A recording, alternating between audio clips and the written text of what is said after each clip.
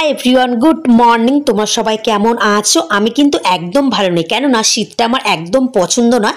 আর এখন বাজে 5টা, আমি ঘুম থেকে উঠছি 4টের সময়। লেপ থেকে উঠতে একটু ইচ্ছা করছে না। আর আজকে হলো ঘট পূজা, তো তার জন্য সকাল সকাল ঘুম থেকে উঠেছি। উঠে বসে আছি যে কখন স্নান করবো ভয়তে। তো এই দেখো, আজকে তোমাদের সাথে না সব কিছু শেয়ার করতে পারছি না, শর্টকাটে সব কিছু করছি, কেননা আজকে আমাদের মিটিং আছে। আর এই পিঠেটা ছোটোবেলায় থেকে আমি না ভীষণ ভালোবাসি খেতে। আর জানো তো, বিয়ের আগে না, মানে যখন ছোট ছিলাম আমি, এই এই পিঠেটা খাওয়ার জন্য না, মানে আমাদের ওখানে প্রত্যেকটা বাড়ি বাড়ি আমি যেতাম যে এই পিঠেটা খাওয়ার জন্য। মানে ওই সব দিনের কথা মনে করলে না ভীষণ হাসি পায়, জানো তো। আর কি জানো তো, ছোটোবেলায় থেকে ঘট পূজাটা করে এমন একটা অভ্যাস হয়ে গেছে, আর ছাড়তে পারি না। মানে এই দিনটা আসলে খুবই মিস করি যে কখন ঘট পূজা করব, কখন ঘট পূজা করব। তো আজকে দেখেছো খুব সকাল সকাল স্নান ট্রান করে নিয়েছে। আর কি জানো তো, স্নান করলে না এতটা গরম হয় না, আমার তো আজ মনে হলো।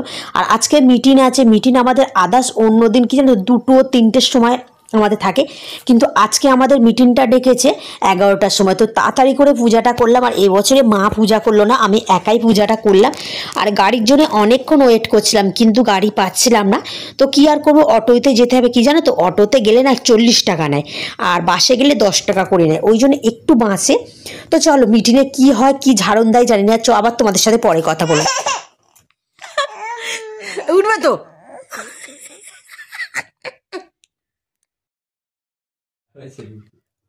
ফোন করে দিচ্ছি।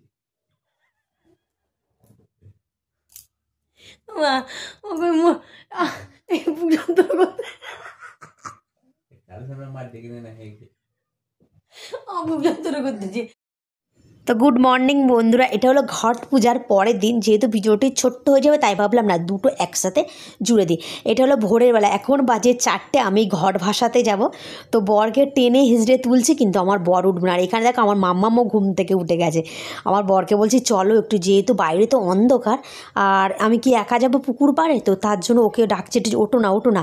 আর অরিন্দমের পেয়ে গেছে পটি, তো তার জন্য অরিন্দম বলছে তুমি আমাকে ডেকেছো, তার জন্য আমার পটিটা পেয়ে গেছে। আমি কীভাবে যে এখন পটি করতে যাব, মানে ও শীত কাতুরে, বিশ্বাস করো আমিও খুব শীত কাতুর, তাই বলছি।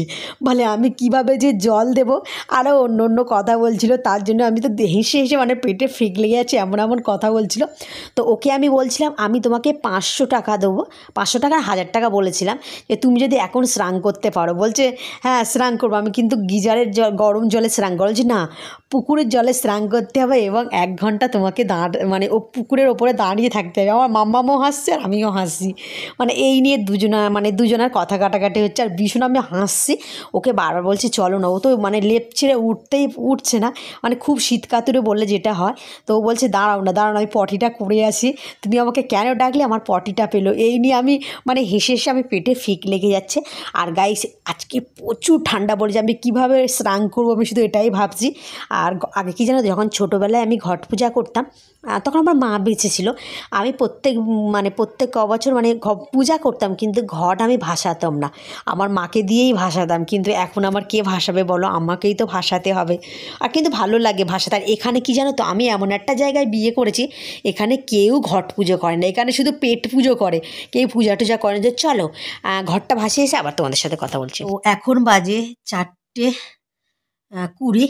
তো স্নান ট্রান করে এসছি, কাঁপ লাগছে, দুটো ব্ল্যাঙ্কেট মানে চাপা দিয়েছি, তবু যেন শীত যাচ্ছে না। পুকুরের জল এত ঠান্ডা, মানে পা দিয়েছি না, পা যেন অসাড় হয়ে গেছে।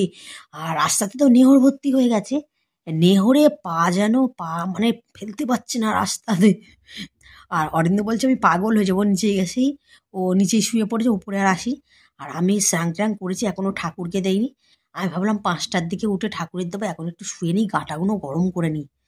ঘট পূজা করতে ভালো লাগে, কিন্তু এই ভাসাতে গেলে যে কি জ্বালা। আর আমাদের এখানটায় কি জানো তো, যেমন আমার বাপের বাড়ির ওখানটায় মানে ভোর 4টে বাজবে, সবে শঙ্কর আওয়াজ পড়বে, এমনি ঘুম ভেঙে যাবে। আর আমাদের এখানে একমাত্র আমিই পূজা করি, আর এখানে কেউ পূজা করে না। আগে আমার শাশুড়ি মা করতো, আমার শাশুড়িও করে না, একমাত্র আমি। আর আর আমাদের এখানে আমাদের মানে ঘরের পিছনে ব্রাহ্মণের বাড়ি আছে একজন, ওদের নিয়মটা কি, ওদের 2টোর সময় ভাসিয়ে দাও, ওইটাই বেশ ভালো তাই না, রোদ থাকতে থাকতে ভাসিয়ে দেবে, কত সুন্দর। ওদের আবার নিয়মটা কি, ঘট পূজা করে ভাত খাওয়ার নিয়ম, কিন্তু আমাদের নিয়ম নেই ভাত খাওয়ার, আমার আর লুচি, কেউ ঘুগনি, মানে যে যেটা পারে সে সেটাই খায়, কিন্তু ভাত জিনিসটা খায় না। কিন্তু ওদের বাড়ি নাকি শুনেছি ভাত খায়। তো যাই হোক গে, সব নিয়ম তো সমান না, ওনাদের নিয়ম ওটাই, ওই জন্য ওরা 2টোর সময় ভাসায়। আর আমাদের ভোর 4টের সময়, কি বিচ্ছিরি নিয়ম বলো তো। আর এই শীতকালে কি কনকনে ঠান্ডা পড়ছে, তার মধ্যে বাইরে এত হাওয়া দিচ্ছে গাইস, তোমাদেরকে কি বলবো। তো চলো এবারে আমি একটু ঘুমাবো টান টানভাবে। ঘুম তো আর হবে না, কেননা পাগুলো না অসাড় হয়ে যাচ্ছে, পা হাত পেয়ে কাঁপছি। 2টো ব্ল্যাঙ্কেট চাপা দিয়েছি, যেন যাচ্ছে না। আর মাম্মামকে নিচে দিয়ে এসছে দাদার কাছে, ও নিচেই খেলা করছে।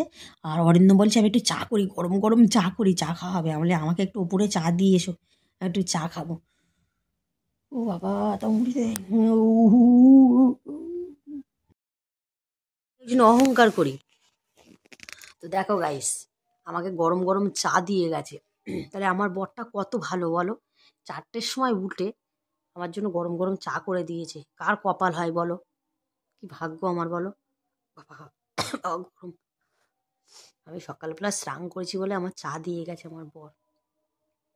যে মানুষ সকাল 9টা মানে 9টার কম ঘুম ছাড়ে না, এই বিশেষ করে এই শীত কাদুরের মানুষ, এই শীতের সময় আমার গরম গরম চা দিয়ে গেছে। আমি ভাবছি যে দিয়ে যাবে না, শীত কাতুরে মানুষ তো। আর এটা দেখতে পাচ্ছ, মানে বেঁধে নিয়ে এসছে। তো চলো চাটা খেয়ে নি। আর মাম্মাম নিজে নাকি জ্বালাতন করছে, দিয়ে যাবে, দিয়ে যাও পরে, ওখানে থাকবে না, দুষ্টুমি করছে। এত গরম চা খাবো কি করে, দূর দূর দূর। ওই যে আসছে।